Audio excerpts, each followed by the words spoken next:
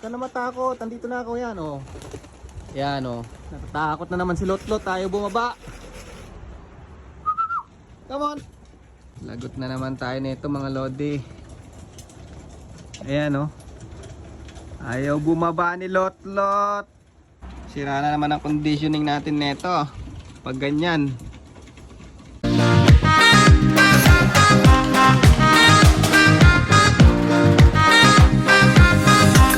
So yan mga kalapatids, nakita nyo na naman yung pagmuka ko. Yan, nagparonda tayo mga kalapatids at magpapakain na nga tayo. Yan. At gulo-gulo ang ating buhok dahil sobrang lakas ng hangin ngayon dito. Ayan, kung napapansin nyo. Ayan. Ito. Ayan, oh. Ayan, lakas ng hangin, di ba? So may bagyo nga rito mga lodi sa New Zealand ngayon. At binabagyo tayo ngayon. Kaya, yan, tingnan yung mga ibon natin. Medyo malungkot tayo ngayon. Iba ang pakiramdam ko mga lodi. Masama ang pakiramdam ng mga ibon natin. Ayan, pababay natin, pakain natin sila. Ayan na sila mga lodi, kain na.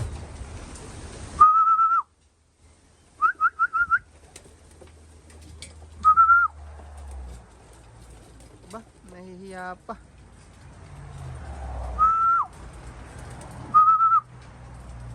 Come on. Tatakot na naman ha. Sabi ko na nga ba, masama ang pakiramdam ng ibon natin eh.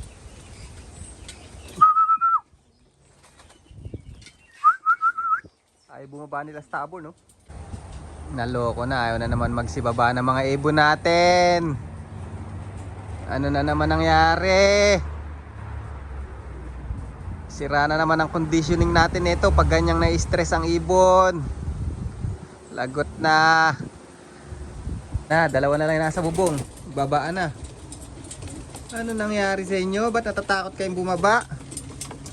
Sana si Stubborn? Nawala si Stubborn. Paring Stubborn nasa taas pa rin para. Siya pala yun no. Come on. Saka si Lotlot ayaw bumaba. Pasok na. Natatakot bumaba ang loko. Ayan no. Ayun na oh. Natatakot pa. Come on. Si Lotlot oh. Ayaw pang bumaba oh. Naku po. Anong ginagawa mo dyan sa bubong? Baba na. Come on.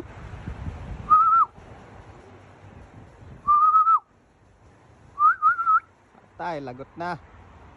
Sira na naman ang conditioning natin nito. Takot na naman yung mga ibon natin. Come on, baba. Si Lotlot pati oh. Baba. Huwag ka na matakot. Andito na ako yan oh. Yan oh. Natatakot na naman si Lotlot. Tayo bumaba. Come on. Lagot na. Busog na yung mga kasama niya sa bubong pa. Kain lang na kain. Sige, makabusog kayo. Come on.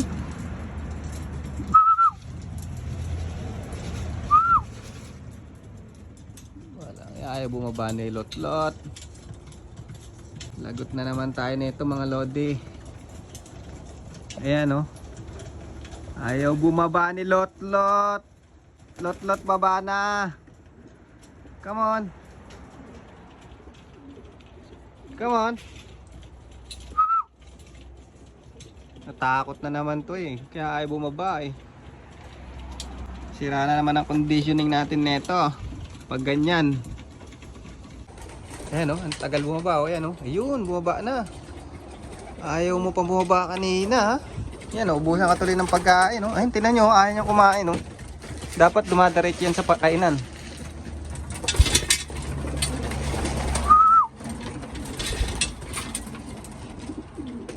Ayan, kumain na sila. Kumain na si Lotlot. Ayun oh. Sana siya? Yun. Yan, yung katabi ng red checker. Yan. Yan, katabi ng blue bar na may red na ring. Bad trip ka. Ngayon ka lang pumasok. Natakot na naman siguro. Meron na naman sigurong pumunta rito sa loop. Kaya yan si Lotlot mga kalapatids. 3 minutes ang pagitan lang natin nung para mag Federation Champion tayo sa The Whole Auckland mga kalapatids, kasi Federation Champion lang tayo sa North Section. Yan. Pero kung nadali natin yun, kasi natulog pa tayo eh. Kilala ko kasi si Lotlot mga kalapatids, hindi bumababa yan pag wala ako. Kasi nga natatakot siya, hindi ko alam kung bakit ganun ang attitude niya. Kahit na gutom na siya, hindi siya bababa sa loop. Pagkalalo pag may kinakatakutan siya. Kaya sigurado ko nung galing race to, malamang nagsayang pa ng ilang minuto to, sayang. Kundi lang tayo natulog nun at nag-abang tayo agad. Kaya lang talagang pagod na pagod tayo that time. So anyway, yan, mukhang okay naman pa rin ang conditioning natin. Kaya lang dahil masama yung panahon, napansin ko medyo nagbago yung droppings nila. Nalusaw mga kalapatids.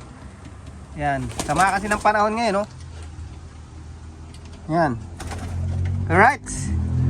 Buti naman kumain na si Lotlot. Ayan, no?